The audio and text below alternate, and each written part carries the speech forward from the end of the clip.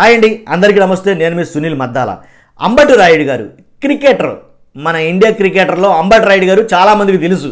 కాబట్టి అంబటి రాయుడు గారు వస్తూనే రాజకీయ అరంగేట్రం వైసీపీలో చేశారు ఆయన. కాబట్టి వైసీపీ అంటే అంత కాదు ఇంత కాదు అంత అని మనం మామూలు కాలేదు. ఒక ఎలా అంటే ఒక చిన్న సైజు సాంగ్ వేసుకుని మరీ వచ్చాడు ఆయన. కాబట్టి అంతే స్పీడ్గా, ఎంత స్పీడ్గా అయితే వైసీపీలోకి వచ్చాడు అంతే స్పీడ్గా బయటికి వెళ్ళిపోయాడండి. కారణం ఏంటంటే నాకు క్రికెట్లో ఉన్నాయి, నన్ను ఆడుకోవాలి, నాకు కుదరదు, నాకు ఆటలు ఎక్కువ, నాకు పాలిటిక్స్ కాదు అనేది పిల్లోడు ఆడి ఆటలు ఆడాడు. తర్వాత ఆయన బయటికి వెళ్ళిపోయిన తర్వాత పార్టీలో చేరినప్పుడేమో జగన్ గారి గురించి, జగన్ గారి పాలన గురించి అసలు మన మామూలుగా క్రికెట్ కామెంటరీ ఎలా చెప్తారో అలా చెప్పాడు, అంతెత్తు లెవెల్లో చెప్పాడు ఆయన.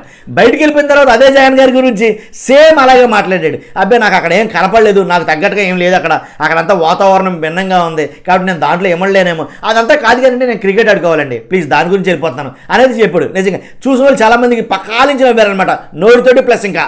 తర్వాత ఎందుకు రాడంటే కనుక క్రికెట్ మరీ మైండ్ మెచ్యూరిటీ లేకుండా చేసే పనులు. అంబటి రాయుడు గారు దాంట్లోకి వచ్చిన తర్వాత వైసీపీ గురించి అసలు అనలైజ్ చేయకుండా రారు కదండి ఇలాంటి పెద్దవాళ్ళు.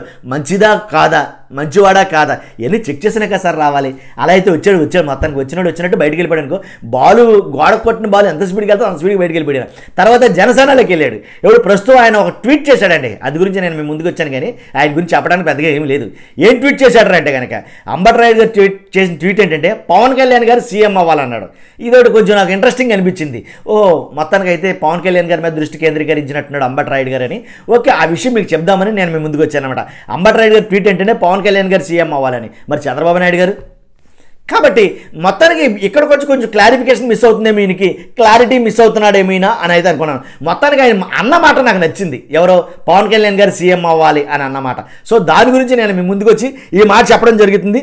అంతేనా, లేకపోతే జనసేన నుంచి కూడా అంతే స్పీడ్గా బయటికి వెళ్ళిపోతాడు ఆయన, తెలియదు, చెప్పలేం. ఎందుకంటే భిన్న మనస్తత్వాలు, ఎవరి మనస్తత్వం ఏంటో మనం ఏం చెప్పగలం. కాబట్టి మొత్తానికి ఆయన చెప్పింది ఏంటనగా పవన్ సీఎం చేద్దామని ఒక ట్వీట్ అయితే చేశాడు.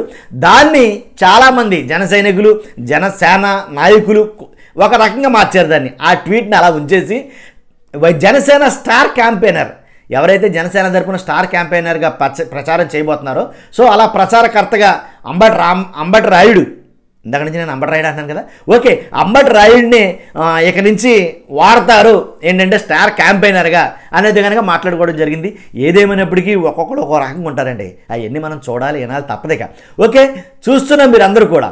ఈ అంబటి రాయుడు గారి గురించి కానీ మీ అభిప్రాయం ఏంటనేది ఖచ్చితంగా కామెంట్ రూపంలో మీ విలువైన అభిప్రాయం తెలియజేయండి. ప్లీజ్ మర్చిపోద్దు, లైక్ చేయండి, కామెంట్ చేయండి, సబ్స్క్రైబ్ చేయండి. Thank you.